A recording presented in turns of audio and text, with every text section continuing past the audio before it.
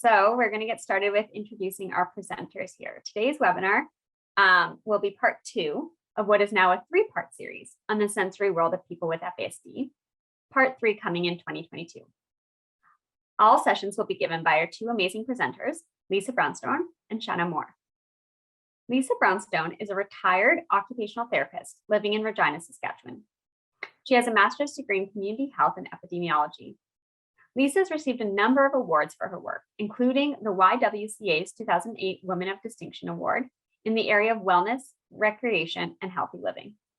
She has a long history of working with people who have FASD. This includes assessments and interventions for people with concurrent disorders, such as FASD, intellectual disability, childhood trauma, and mental health illnesses. Lisa is the mother of 2 children with FASD and is currently raising her grandchildren. Shana Mohr is the training manager for the FASD network of Saskatchewan. She's trained hundreds of professionals, caregivers, and individuals with intellectual disabilities about the complexities of FASD. Shana believes in the need for more research to fill the gaps in services and to increase the accessibility for individuals with FASD and their caregivers. Shana is also the mom to an amazing daughter with FASD who motivates her unlimited passion for the cause. She is where Shana's dedication started and continues to be her most important teacher in the complex world of FASD. With that, I will let the presenters take it away.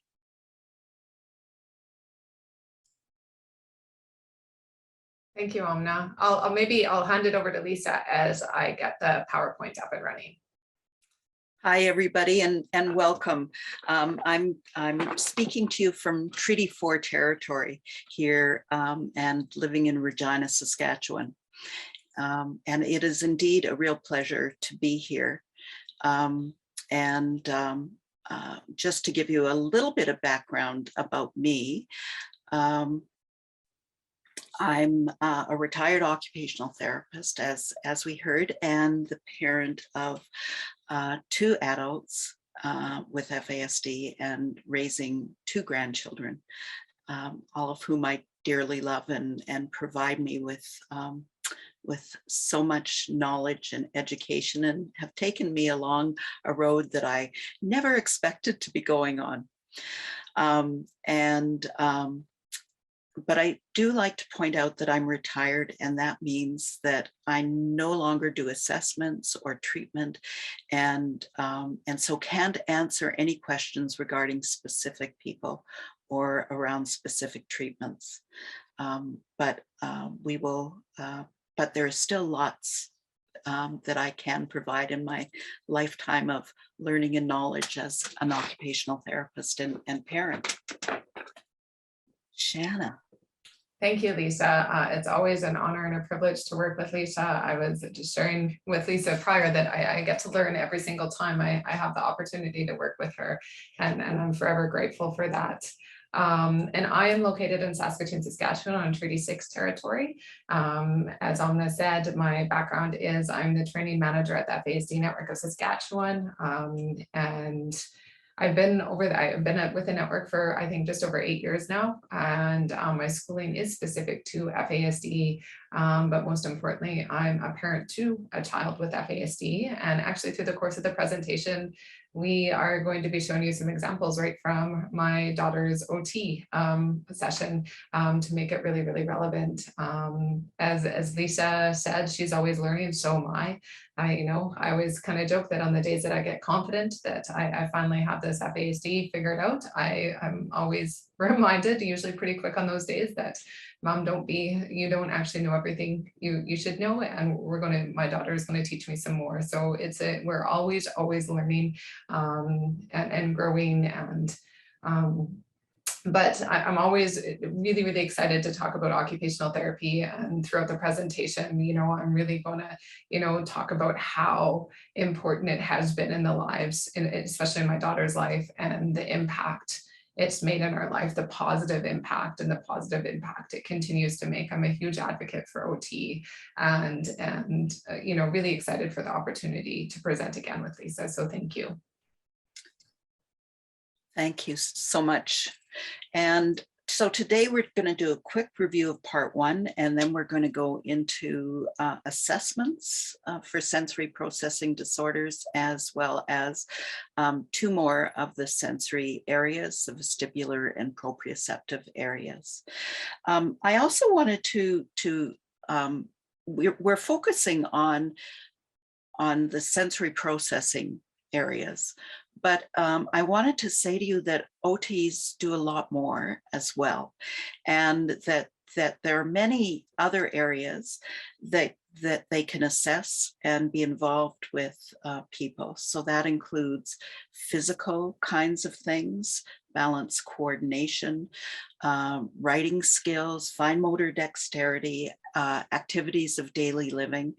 The reports tend to be quite functional and useful in many areas of the person's life, whether that be school or work or at home or in the community. And as Shana can really speak to, really help in terms of the need for funding, and can be useful in obtaining funding needed for people with FASD. So as we're going through this, I'm just going to go back a bit. We'll go to the next one. That we're keeping in mind the little changes add up to the big ones. And when we're changing our perceptions, changing our expectations, environments, and how we live, work, and learn, we can make really big changes to people's lives. Not all occupational therapists are sensory based. And so there are some that will focus on physical alone. There are others that will focus on work. There are others who are school-based, and they won't necessarily have the extra training around sensory. So as you're looking for an occupational therapist, that's one of the questions you'll want to ask. And just back to the changing environments, how important it is in the area of sensory processing that we're looking at how we can change the environment and not the person. Because of course, FASD is very complex and everyone is different. There is no one size that fits all. Next slide. So just a quick review, and so all of what I'm talking about in the review is part of the webinar that's available on the website, and please, go back to that if you weren't part of the first webinar. But if you have questions coming from this first part, you might want to review that. So the senses really tell the brain about what's going on both within the body and out in the environment. And without that information coming in, the brain is really not as available. There's not much it can really do. So the senses are critical to our everyday function. We can do without 1 or 2 of our senses, as we know from people who are hard of hearing or who have visual problems, but we need many of our senses to be in place. So next slide.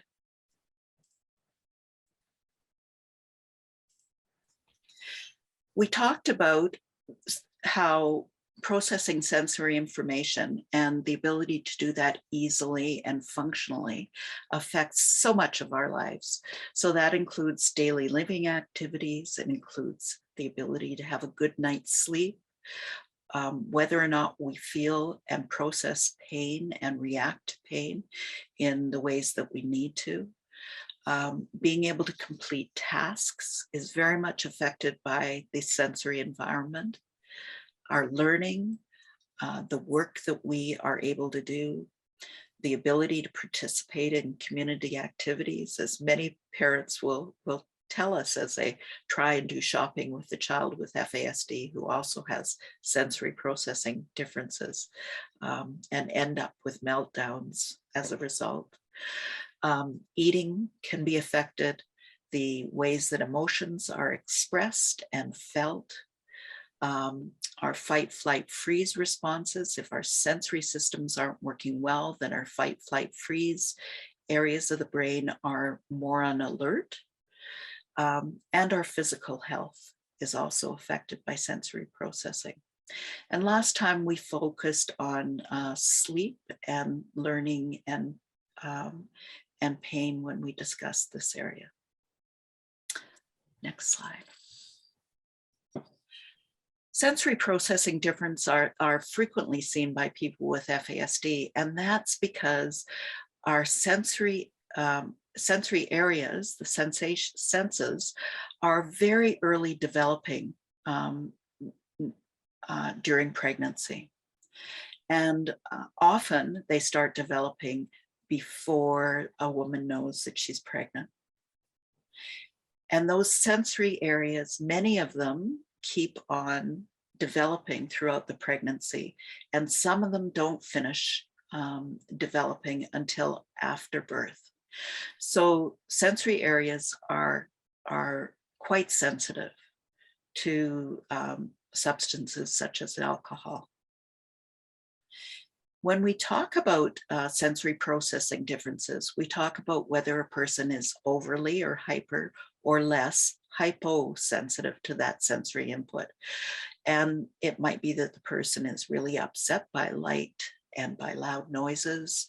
They may be annoyed by tags in their shirts or seams in their socks, textures of food, oblivious to air temperature. And many of our kids go through a time where they're wearing their summer clothes, wanting to just walk out the door in -40 temperature because they're not feeling that air temperature in the same way, and then will want to wear their winter clothes well into July and August. And that can be an example of sensory processing differences. And they will often feel pain and emotions differently. They will have problems sensing where their body is in space, and that's one of the areas we're focusing on today. And as a result, they may seek out or avoid sensations and have difficulty focusing on the important information in their environment. And so that's a really important to their being able to function in daily life. Next slide. So we have 8 sensory systems, and the 5 we usually think about are hearing, sight, taste, smell, and touch, but there are 3 more.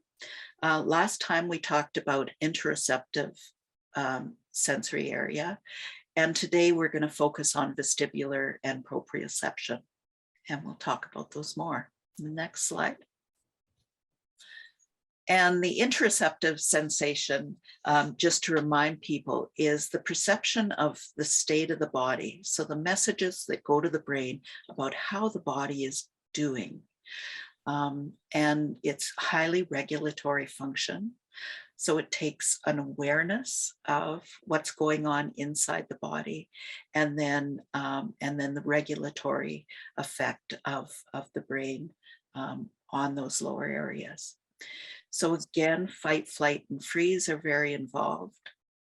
Interoceptive sensation can have very critical life-preserving information. So our ability to be able to focus on, for example, tingling pain going down our left arm and up our neck can be warning that we're having a heart attack. If you can't feel that, if you can't localize where that is, then you may not get the help that you need.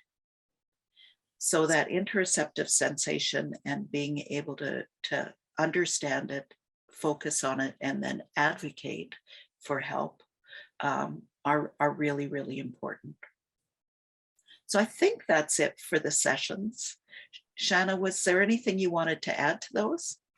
Oh, I could add so much, but we have so much more to get through. So when you're explaining lots of how the heightened sense of hearing or all these different things and the different, right, it just I have probably 20 stories to go with every single one, so I won't focus on that, but thank you. It's always, like I said, such a wealth of information. And on to the next slide. So I'm reminding you about this as we go into the session, because this is such an important pyramid. And at the bottom of this, it's called the pyramid of learning. And at the bottom, we have the central nervous system. And if I were to add to it, I would add interoceptive onto that bottom line as well.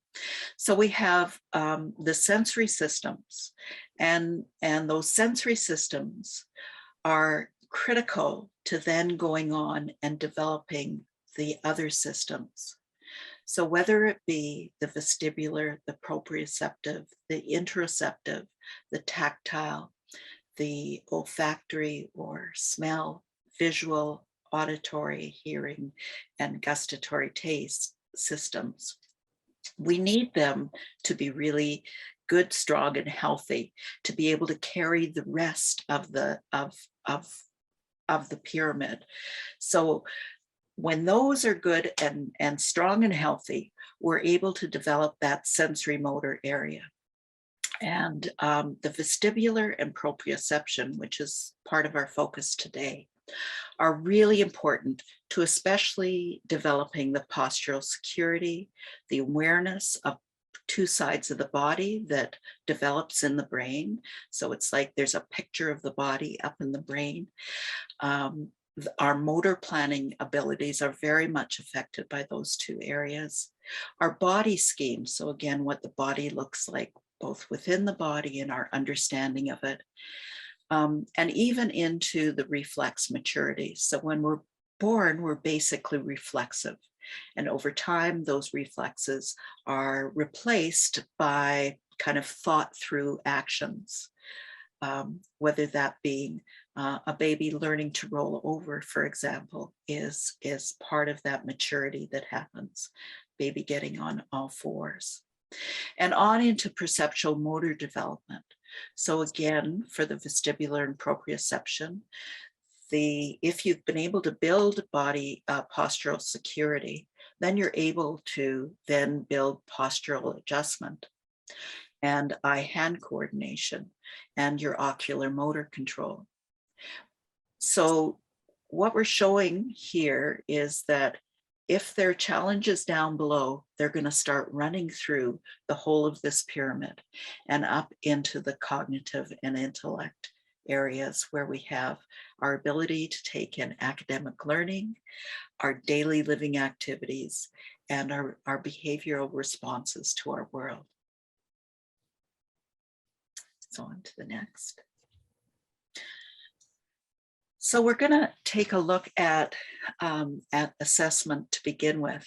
And so the assessment we're focusing on is sensory motor, but at the bottom, number 7 is really a statement that I need to make. And that is that if you're having an OT assessment, it's important for them to look at the whole body and everything that's involved, not just the sensory, a sensory one.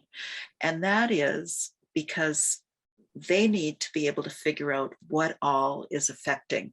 So if a person is having fine motor problems and the teacher says we need OT to look at printing, probably there are other things going on that the OT should look at. And so both as professionals and parents, we need to, and caregivers, we need to make sure that that we're asking for everything that needs to be part of that assessment. And so that may be the perceptual motor areas, the dexterity, fine motor, activities of daily living, school and workplace assessments, home assessments, and those are all important for the overall whole body picture of a person with FASD. So going back to the person in terms of sensory processing, what we're looking at are the following. Does this person register sensory information typically to most people, or more slowly or quickly? How sensitive is the person to that sensation? Are they typical of most people, or are they more or less sensitive?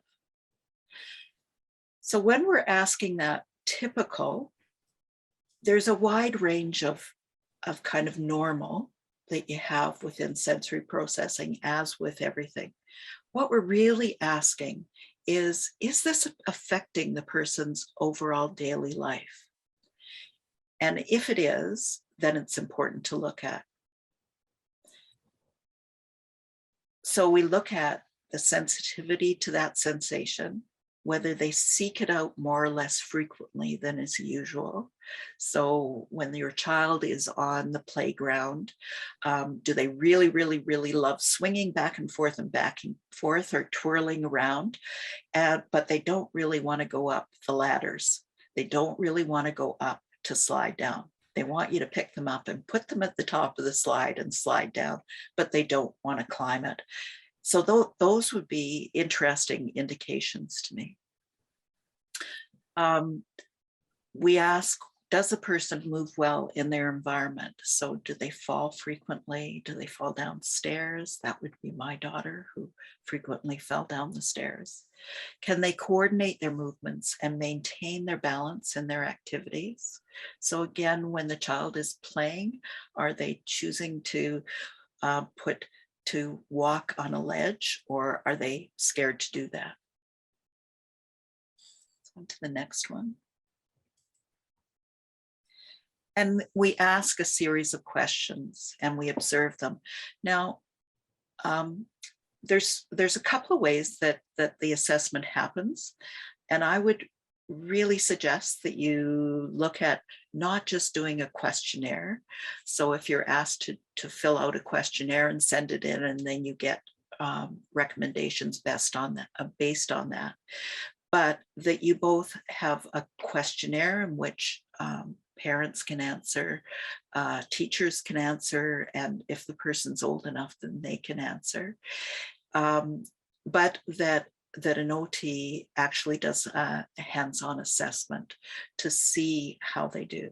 So if I'm doing a hands-on assessment, I'm doing a series of observations, and they're standardized observations.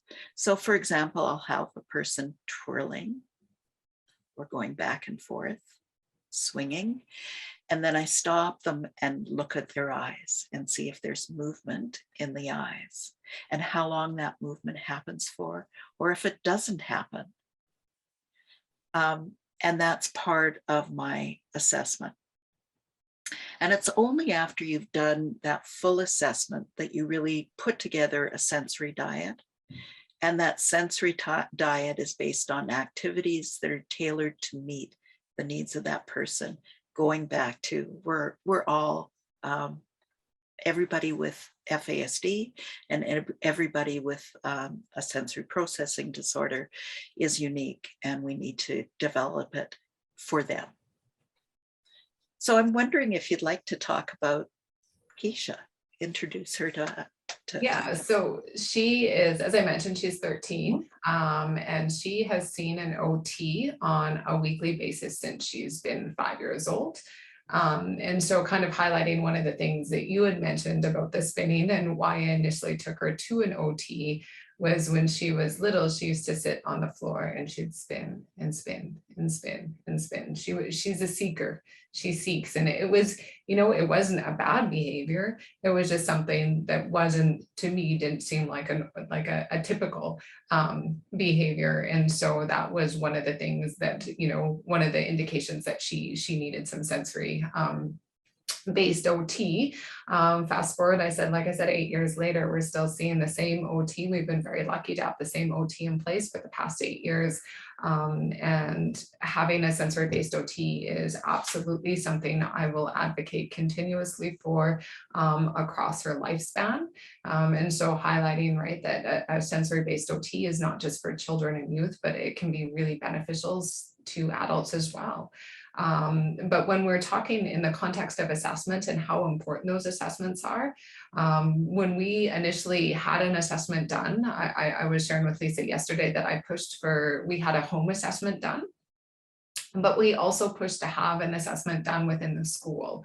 And so there was a little bit of a pushback from the school, and they found out we had an OT assessment done for our home, that they said, well, we don't need to do one in the school. And so my kind of go back to that was, they're two different environments. So the sensory needs that are going to happen at home are going to be very different than the sensory needs that happen at school. And those assessments hold so much information, so much, the most useful information, I think, in an assessment that I've seen, it gives a lot of strategies, et cetera, on how to work with that child or individual who has the assessment done.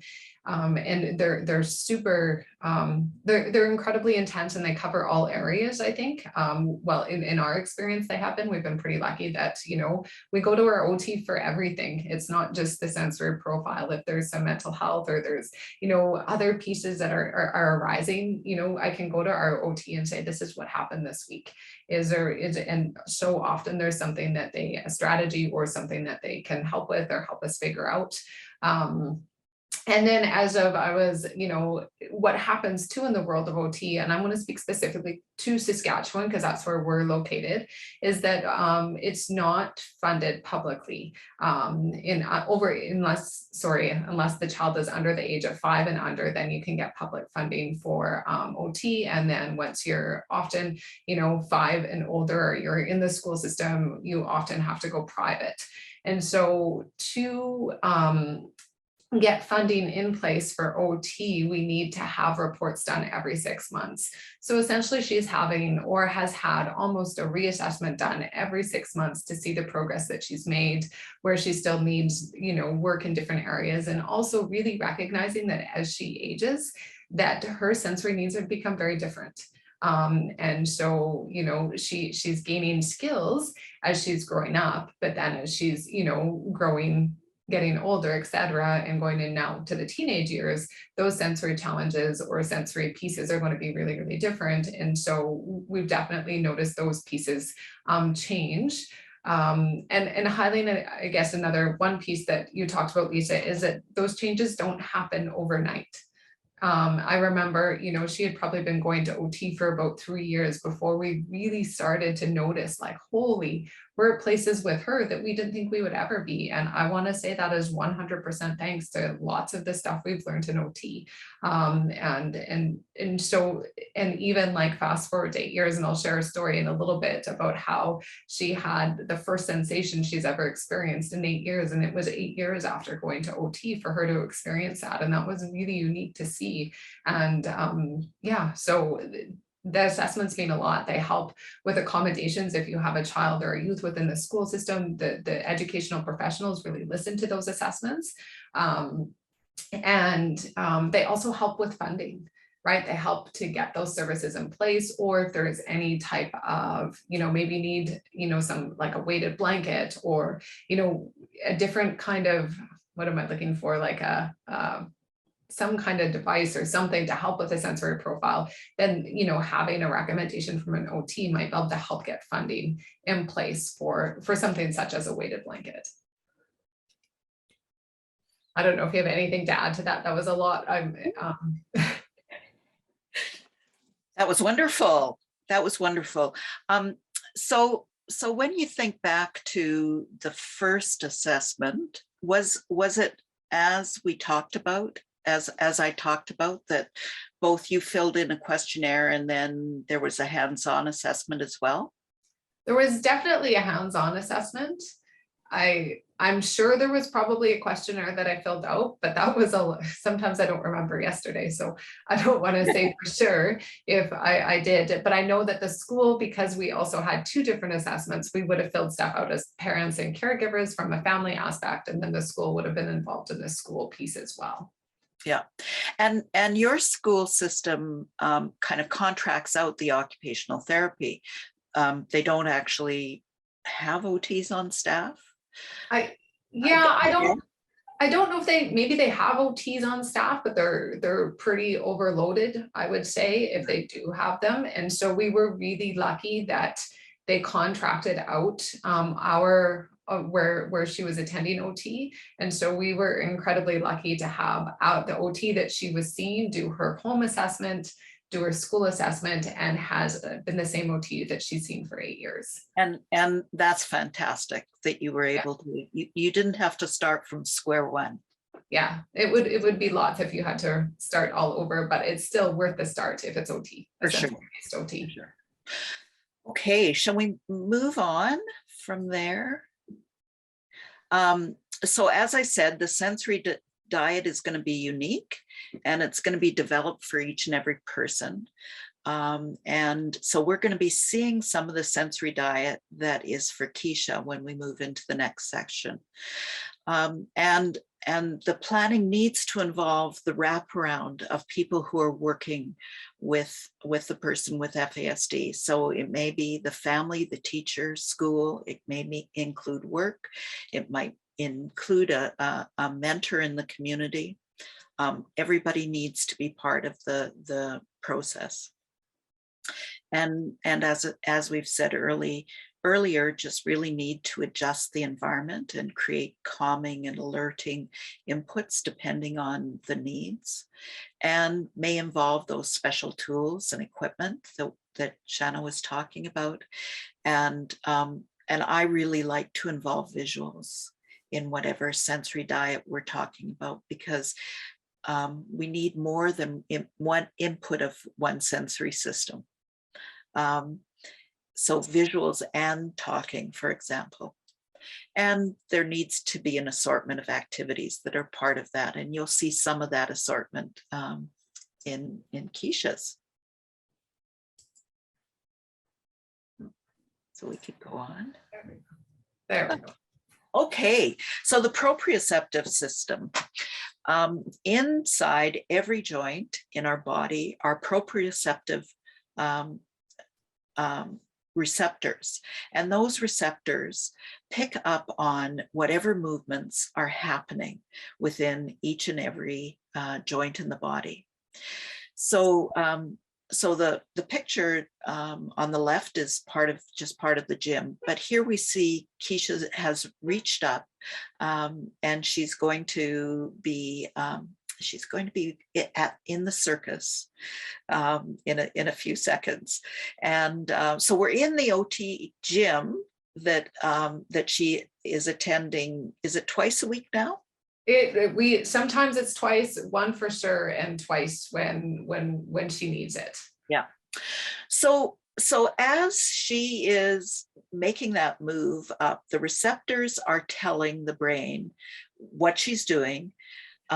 There is a certain speed that's attached to it. The information comes and goes from her arms up to the brain, and the direction that she's moving in.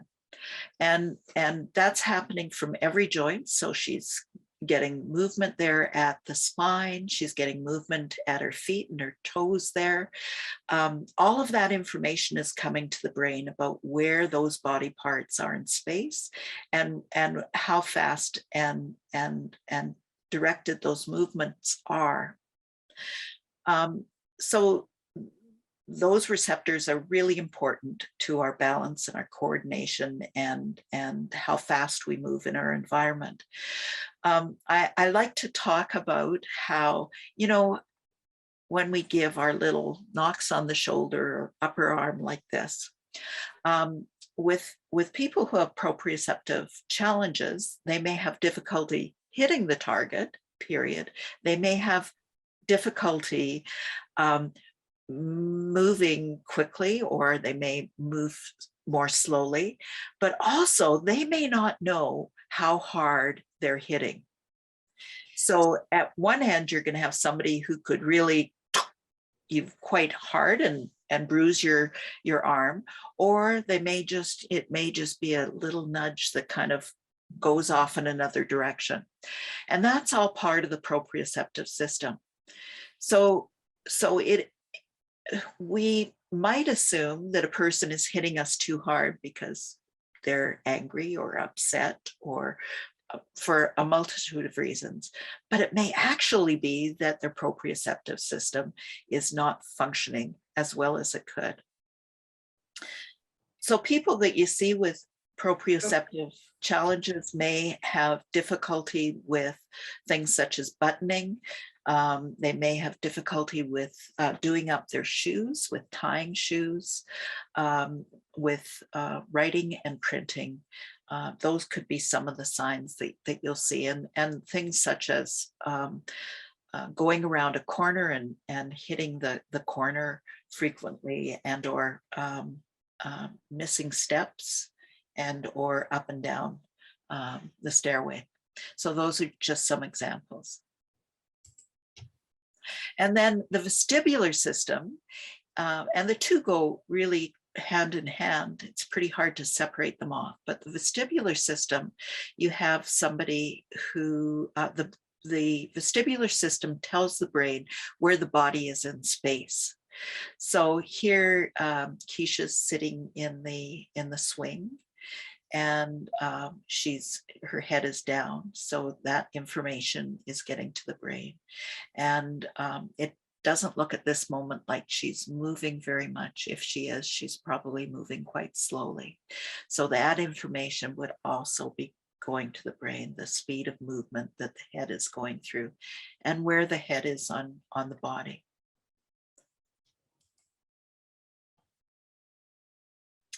So we talked a little bit about proprioceptive differences. The vestibular differences, you can have somebody who will swing forever and never get dizzy, and their eyes will not move when you stop them. Their eyes will come to a stop and stay at that stop. Whereas somebody at the opposite end will not want to spin. They will start and they won't want to spin at all. And you might see a great deal of eye movement happening after that, ocular motor movement happening after that. They may get quite sick in the car, really have a hard time with any kind of car trip. You might find that they're rocking throughout the drive. And that even a trip to the store, they may get quite nauseous from that. So again, we talked a little bit about the person who really likes swinging, who likes going down a slide, but may not like climbing the slide. So the climbing would be more that proprioceptive end of things, and the vestibular is more the swinging and going down. Here, Keisha has both happening, as does my grandchild. And so you've got both the head movement that's important, but also for Keisha, the swing is giving proprioceptive deep pressure to her at the same time as she's off the ground, and therefore the vestibular is in on it. She's a seeker. We'll show you some videos. She seeks. Yeah. So, so these are just some of the tips for vestibular and proprioceptive differences, and then we'll get into a session with Keisha. So the big thing with both of these areas, whether they are a seeker or an avoider, is that deep pressure can almost always either upregulate to where they need to be, or downregulate if they're too high. And so we'll show you some of that in just a minute. And just like that, weighted or tight fitting products like a pressure vest are both, or a weighted vest are both very useful. So it might be that they're using a lap pad that's weighted, or a weighted blanket. And again, we can show you that later on. And it's always good to connect that deep pressure if you can. So if they're not going to sleep, connect deep pressure with cognitive or movement activity, because they're often at their best for being able to do that. And that includes any of the activities that we're seeing Keisha doing in a second.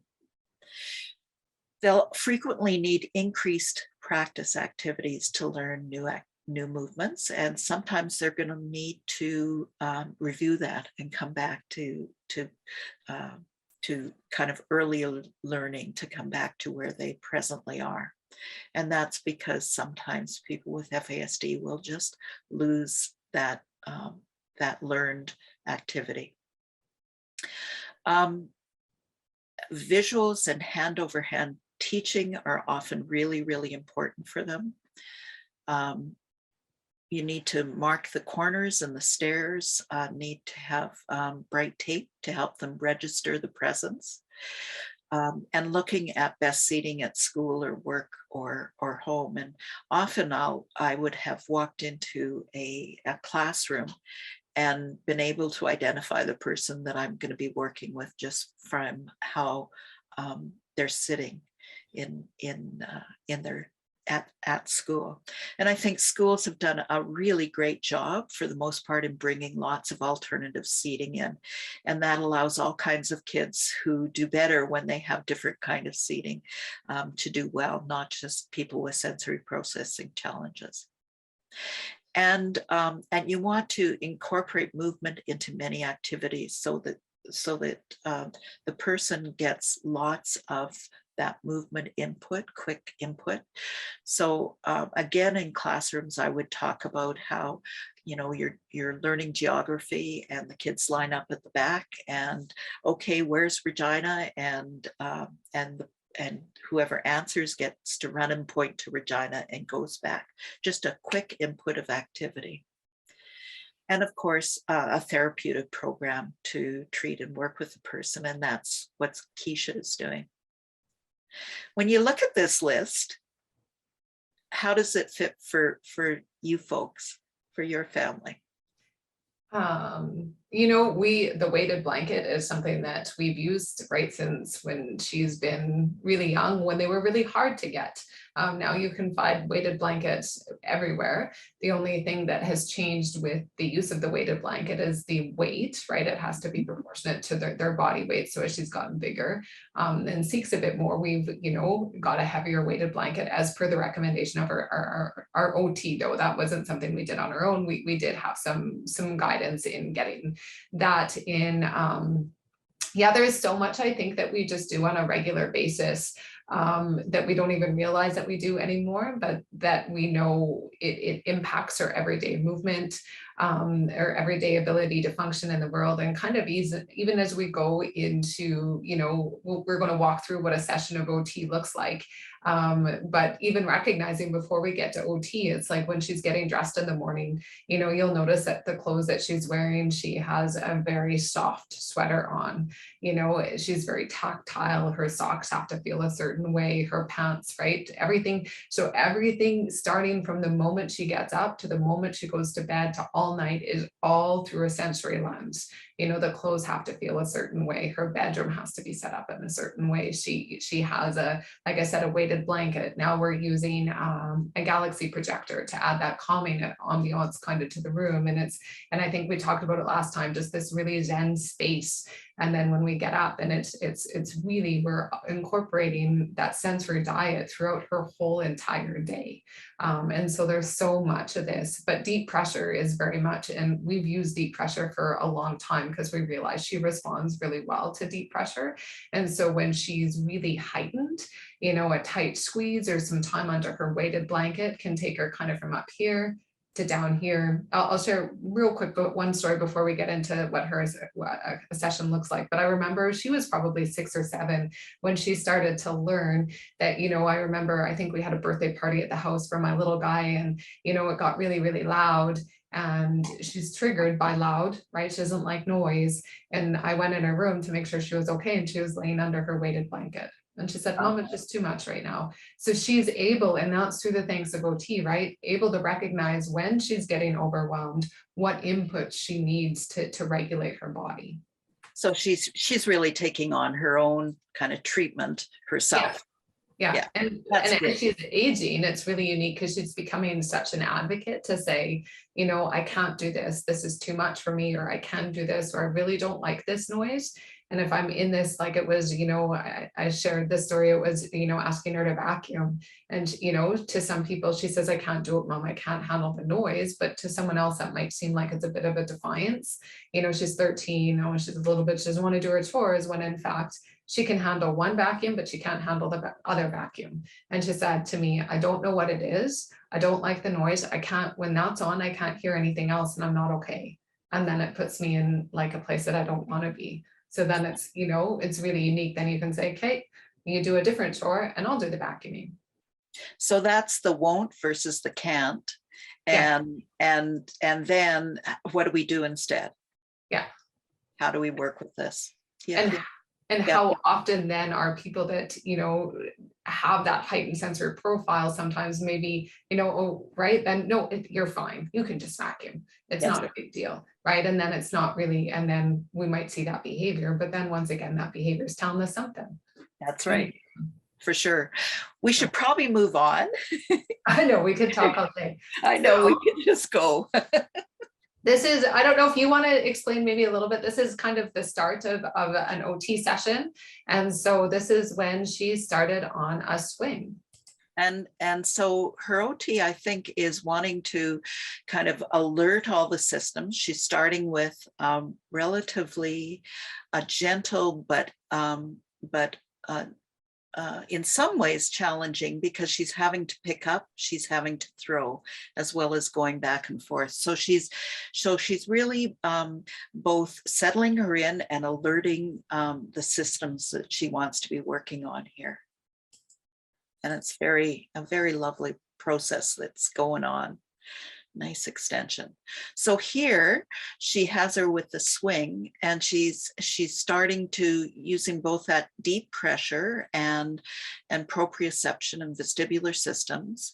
She's she's getting a lot of pressure through the hands and into the arms.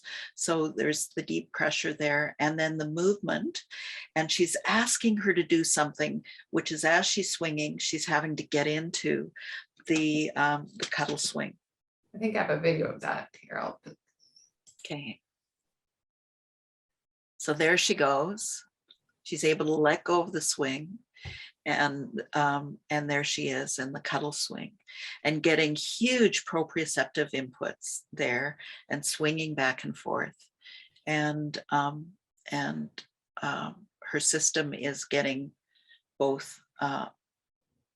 She's getting that deep pressure to settle her from the swing and into that. So all those systems are getting some really good workouts. And this is just more of that. Yeah. Okay. And then she's just showing us the deep pressure and the vestibular together with the proprioception she's got going there. So how long did she spend on those activities? Oh, her session in total is 45 minutes. So I don't remember exactly how long, but this video that I'm about to show, this, I think if she had a choice, this is where she'd spend her whole session. And so this is, as you can see, a seeker. And so I will play this video. She sure is. So look at her go. I might be able to do 3 rotations, but I certainly couldn't do anything like this. So she's getting huge input there for the vestibular system, and she stops, and this is when this wonderful thing happens. Yes. So it was really unique. As I mentioned, she's been going to OT for 8 years, and she is a kid that seeks. She loves to spin in her eyes. She doesn't get dizzy. She just doesn't, her eyes don't bounce. They're, she can spin and spin and spin and get off and walk a straight line. And after she did this spinning, she stopped, and she was able to articulate to her OT that, the room's moving. I'm not moving, but the room's moving. And so like at 13, that's the first time she's ever experienced being dizzy, and was able to verbalize that. And I thought, and that's a prime example of how this doesn't happen overnight. This happens over time, in consistency. And that's huge. It was really awesome. It's a wonderful, wonderful moment. So what happens when you spin, when most of us were relatively neurotypical spin, is that we spin and we get dizzy and we don't want to spin anymore, and we stop and our balance is all off and our eyes are still moving with the spin. And it takes a few seconds to stop, and then we're able to walk the line kind of thing relatively easily. Keisha doesn't have that eye movement at all, it sounds like, and she can get off of spinning for 5 minutes and still walk a line without any hesitancy whatsoever. So she's had some actual pathway changes here, that she's starting to actually feel the dizziness. Yeah. And that's huge. It's yeah, so big. yeah, it is. And then this is kind of after, and one of the cool things is after she did her really kind of intense spinning, she really slowed down in her spinning, just kind of going in circles. And what she wanted to do in that moment, she said, I just want to talk now. I just want to talk. And so it just like, and she started off talking really fast and then it kind of slowed down. So it just regulates her. Yeah, there you have it. And so do you also have a swing at home? We don't. Well, we had one for outside. It's not up right now, but we don't have one in the house. I wish we did, because it would be really, really helpful. But any type of chair that spins, she'll find it and she'll use it. And oh, good. Yeah. And then we have the bouncy chairs as well, the ball chairs. And then finishing off her session here is, she gets the deep pressure that she loves. And just look at her. She's just completely regulated there. She's just taken a huge deep breath, and everything's come together for her. And I always share that after her OT session, she goes on Wednesdays every morning, every Wednesday morning. And Wednesdays, the first few hours after OT are the best hours I will have with her all week. Not that all the hours are bad, but those are just the best ones because she's so regulated and she's in such a good space after her session. That's wonderful. Thank you for sharing, and thanks to Keisha for letting us in on her world. Yeah. So that's a picture of what can happen in for one person's sensory diet. There's as you've heard from Shana, there is a whole other bunch of things that are involved as well, of activities and ways that they work together. But that's the vestibular and proprioceptive. And repeating again, because it's important that not all behaviors have their roots in sensory processing differences. People with FASD have complex challenges and often have challenges outside of their disability. And those full assessments are critical. We all have to become detectives, though, in understanding root causes, and that can't versus won't is so very, very important. And really coming back to the root, so that the child who's having difficulty with printing may be having difficulty with postural adjustment, with being able to sit, and with problems with proprioception. Awesome. I think we're about ready, almost ready for questions, Lisa. We're just ready. Okay. So I'll leave it on this slide maybe. And